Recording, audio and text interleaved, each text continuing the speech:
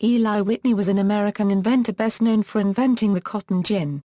This was one of the key inventions of the Industrial Revolution and shaped the economy of the Antebellum South.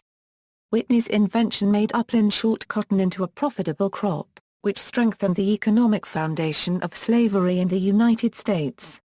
Despite the social and economic impact of his invention, Whitney lost many profits in legal battles over patent infringement for the cotton gin.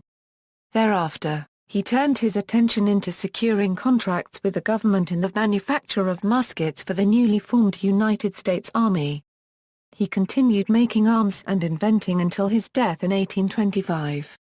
Early life and education. Whitney was born in Westborough, Massachusetts, on December 8, 1765, the eldest child of Eli Whitney Sr., a prosperous farmer, and his wife Elizabeth Fay, also of Westborough. Although the younger Eli, born in 1765, could technically be called a junior, history has never known him as such. He was famous during his lifetime and afterward by the name Eli Whitney. His son, born in 1820, also named Eli, was well known during his lifetime and afterward by the name Eli Whitney, Jr. Whitney's mother, Elizabeth Fay, died in 1777, when he was 11. At age 14 he operated a profitable nail manufacturing operation in his father's workshop during the Revolutionary War. Because his stepmother opposed his wish to attend college, Whitney worked as a farm laborer and schoolteacher to save money. He prepared for Yale at Leicester Academy and under the tutelage of Reverend Eleazar Goodrich of Durham, Connecticut, he entered the class of 1789 and graduated Phi Beta Kappa in 1792. Whitney expected to study law but, finding himself short of funds, accepted an offer to go to South Carolina as a private tutor. Instead of reaching his destination, he was convinced to visit Georgia. In the closing years of the 18th century, Georgia was a magnet for New Englanders seeking their fortunes. When he initially sailed for South Carolina, among his shipmates were the widow and family of the Revolutionary hero General Nathaniel Greene of Rhode Island. Mrs. Greene invited Whitney to visit her Georgia plantation, Mulberry Grove. Her plantation manager and husband-to-be was Phineas Miller, another Connecticut migrant and Yale graduate, who would become Whitney's business partner.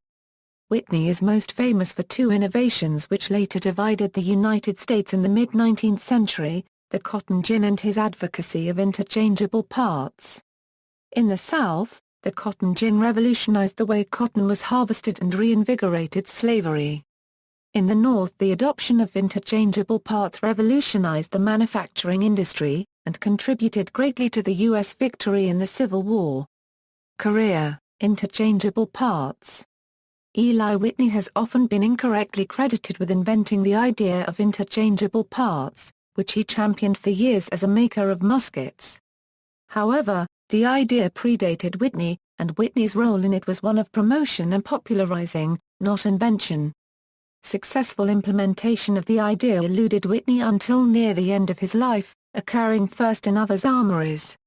Attempts at interchangeability of parts can be traced back as far as the Punic Wars through both archaeological remains of boats now in Museo Archeologico Balio Anselmi and contemporary written accounts. In modern times the idea developed over decades among many people. An early leader was Jean-Baptiste Vaquet de Gribeauval, an 18th-century French artillerist who created a fair amount of standardization of artillery pieces, although not true interchangeability of parts. He inspired others, including Honoré Copyright Blanc and Louis de Taussard, to work further on the idea, and on shoulder weapons as well as artillery. In the 19th century these efforts produced the armory system, or American system of manufacturing. Certain other New Englanders, including Captain John H. Hall and Simeon North, arrived at successful interchangeability before Whitney's armory did. The Whitney Armory finally succeeded not long after his death in 1825. The motives behind Whitney's acceptance of a contract to manufacture muskets in 1798 were mostly monetary. By the late 1790s, Whitney was on the verge of bankruptcy and the cotton gin litigation had left him deeply in debt. His New Haven cotton gin factory had burned to the ground, and litigation sapped his remaining resources. The French Revolution had ignited new conflicts between Great Britain, France, and the United States. The new American government, realizing the need to prepare for war, began to rearm. The War Department issued contracts for the manufacture of 10,000 muskets. Whitney, who had never made a gun in his life, obtained a contract in January 1798 to deliver 10,000 to 15,000 muskets in 1800. He had not mentioned interchangeable parts at that time. 10 months later, the Treasury Secretary, Oliver Wolcott, Jr., sent him a foreign pamphlet on arms manufacturing techniques, possibly one of Honora Copyright Blank's reports, after which Whitney first began to talk about interchangeability. In May 1798, Congress voted for legislation that would use $800,000 in order to pay for small arms and cannons in case war with France erupted. They offered a $5,000 incentive with an additional $5,000 once that money was exhausted for the person that was able to accurately produce arms for the government.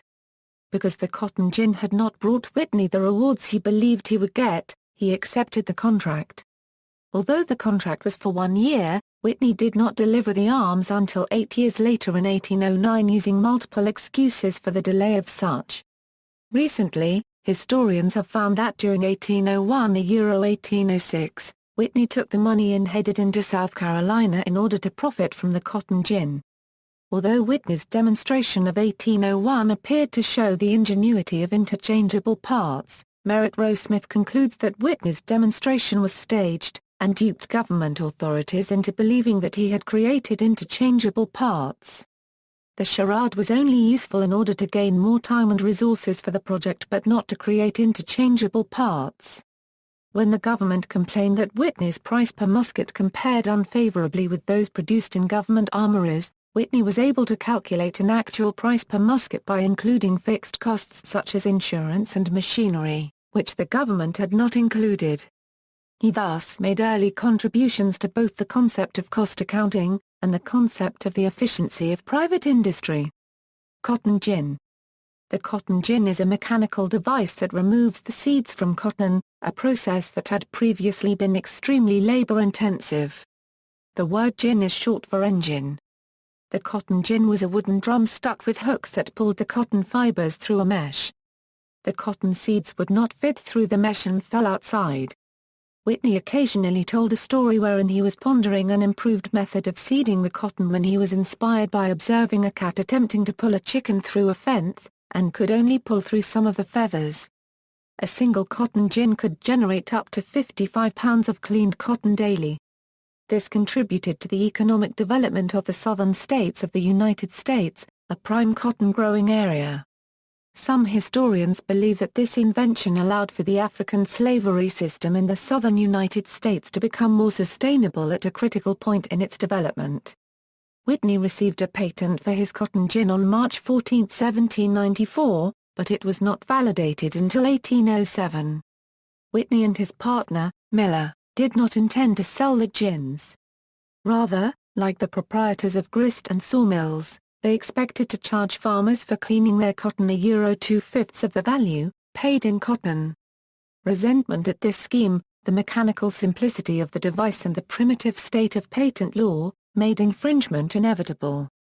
Whitney and Miller could not build enough gins to meet demand, so gins from other makers found ready sale. Ultimately, patent infringement lawsuits consumed the profits and their cotton gin company went out of business in 1797. One oft-overlooked point is that there were drawbacks to Whitney's first design.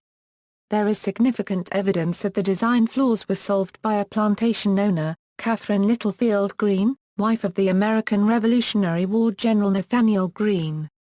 Whitney gave her no public credit or recognition. While the cotton gin did not earn Whitney the fortune he had hoped for, it did give him fame. It has been argued by some historians that Whitney's cotton gin was an important if unintended cause of the American Civil War.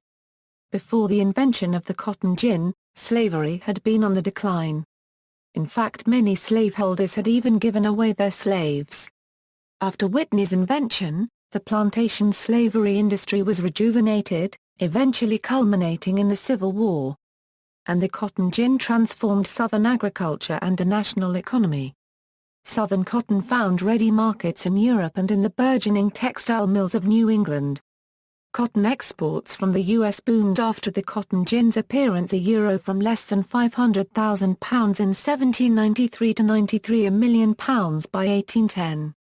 Cotton was a staple that could be stored for long periods and shipped long distances, unlike most agricultural products. It became the U.S.'s chief export, representing over half the value of U.S. exports from 1820 to 1860. Paradoxically, the cotton gin, a labor-saving device, helped preserve slavery in the U.S. Before the 1790s, slave labor was primarily employed in growing rice, tobacco, and indigo, none of which were especially profitable anymore. Neither was cotton, due to the difficulty of seed removal. But with the gin, growing cotton with slave labor became highly profitable, the chief source of wealth in the American South, and the basis of frontier settlement from Georgia to Texas. King Cotton became a dominant economic force, and slavery was sustained as a key institution of Southern society. Milling machine. Machine tool historian Joseph W. Rowe credited Whitney with inventing the first milling machines circa 1818. Subsequent work by other historians suggests that Whitney was among a group of contemporaries all developing milling machines at about the same time, and that the others were more important to the innovation than Whitney was. Therefore, no one person can properly be described as the inventor of the milling machine. Later life and legacy. Despite his humble origins, Whitney was keenly aware of the value of social and political connections. In building his arms business, he took full advantage of the access that his status as a Yale alumnus gave him to other well-placed graduates, such as Oliver Wolcott, Jr., Secretary of the Treasury, and James Hillhouse, a New Haven developer and political leader. His 1817 marriage to Henrietta Edwards, granddaughter of the famed evangelist Jonathan Edwards, daughter of Pierpont Edwards, head of the Democratic Party in Connecticut, and first cousin of Yale's president, Timothy Dwight, the state's leading Federalist, further tied him to Connecticut's ruling elite. In a business dependent on government contracts, such connections were essential to success. Whitney died of prostate cancer on January 8, 1825, in New Haven, Connecticut, just a month after his 59th birthday. He left a widow and his 4 children behind. During the course of his illness, he invented and constructed several devices to mechanically ease his pain. These devices, drawings of which are in his collected papers, were effective but were never manufactured for use of others due to his heir's reluctance to trade in indelicate items. The Eli Whitney Students Program, Yale University's admissions program for non-traditional students, is named after Whitney, who matriculated into Yale when he was 23. See also, Whitney family. References. Further reading. External links: The Eli Whitney Museum, Eli Whitney Biography on at Whitney Research Group, Inventor of the Week, Eli Whitney, entry in New Georgia Encyclopedia, texts on Wikisource, Whitney, Eli. Collier's New Encyclopedia 1921, Whitney, Eli. Encyclopedia Americana. 1920, Whitney, Eli. Encyclopedia Britannica 1911, Whitney, Eli. New International Encyclopedia 1905, Whitney, Eli. Appleton Encyclopedia of American Biography. 1889, Whitney, Eli. The American Cyclopedia. 1879a. Letter from Eli Whitney to his father regarding his invention of the cotton gin, September 11, 1793. Letter from Thomas Jefferson to Eli Whitney, Jr. regarding his cotton gin patent, November 16, 1793. Obituary for Eli Whitney, in Niles Weekly Register, January 25, 1825.